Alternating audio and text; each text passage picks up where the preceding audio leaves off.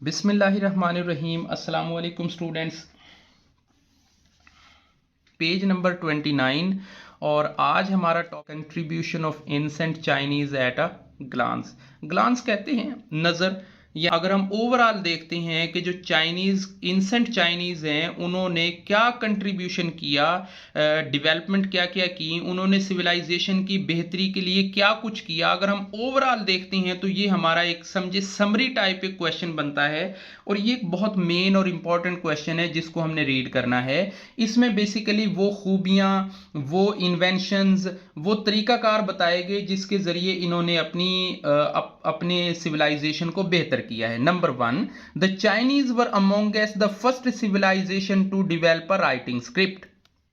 कि Chinese were the first amongst the civilisation to develop a writing script, के इन्होंने अपना सबसे पहला राइटिंग स्क्रिप्ट जो है वो डेवलप किया।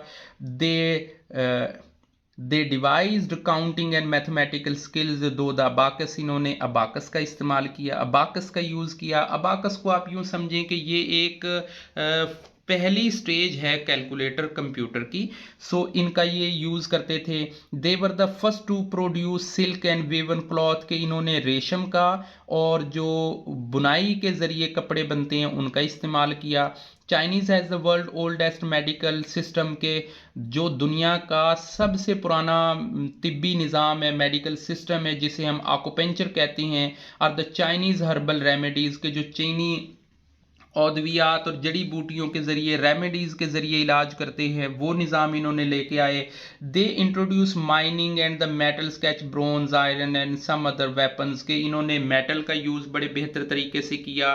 They invent the 12 months calendar, magnetic compass इन्होंने और पेपर का यूज़ इन्होंने किया। दे गन पाउडर वारफेयर, के गन पाउडर इन्होंने ईजाद किया। पहला इन्होंने जियोग्राफिकल मैप इन्होंने तैयार किया। नेक्स्ट हमारा लास्ट टॉपिक है, इससे बुद्धिज्म से रिलेटेड हमारा ये लास्ट टॉपिक इस चैप्टर का है। इंशाल्लाह इसके बाद हम प्रॉपर एक्सरसाइज को हैंडल करेंगे। Buddhist monks traders travel among the Silk Road through Central Asia to China from 2nd century onward, के दूसरी सदी के अंदर यानी वो ट्रैवल करते थे, बुद्धिस्ट मॉन्ग जो होते थे वो ट्रैवल करते थे सेंट्रल एशिया और सिल्क रोड के ज़रिए। अब ये बुद्धिज़्म बेसिकली ऐसा है कि इसमें आप अपने अंदर से ना सच्चाई की तलाश का एक कंसेप्ट बुद्धिज़्म के ज़रिए आता है। सो इनका मेन कंसेप्ट क्या था वो हम रीड करते हैं कि Buddhism became the important religion between the 7th and the 10th century, यानी 7वीं और 10वीं सेंचुरी के अंदर बुद्धिज़्म एक बहुत अहम मजहब बन चुका था वहाँ के मकामी या चाइनीज़ के लिए। यहाँ तक कि China, unlike Myanmar, Thailand, Vietnam and other south eastern country Nations have become the totally Buddhist countries, के ये जो मुल्क हैं म्यांमार है, थाईलैंड है, वियतनाम है और दूसरे जो साउथ ईस्टर्न एशियन नेशंस हैं वो इसके बहुत बड़े पैरोकार हैं, वो तकरीबन सारे ही बुद्धिज़्म को मानते हैं। The Chinese however did find the could accept the techniques of Buddha because many of the similar of the greatest kind of Confucius and Lao Tzu, कि लेकिन चाइनीज जो थे वो कुछ तरीके से बुद्धिज्म को मानते थे। वो समझते थे कि इसकी जो मोस्टली खूबियां हैं वो हमारे कॉन्फ्यूशियस जो स्कॉलर हैं उनसे और वैसी ही तकरीबन इनकी खूबियां हैं।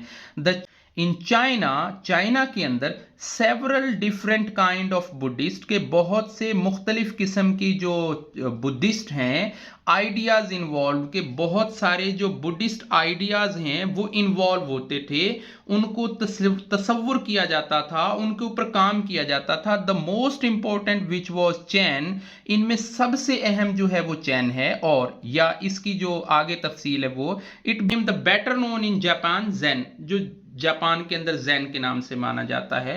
From China Buddhism spread to Korea, के चाइना के जरिए ये कोरिया में भी फैला है 6th और 7th सेंचुरी के अंदर।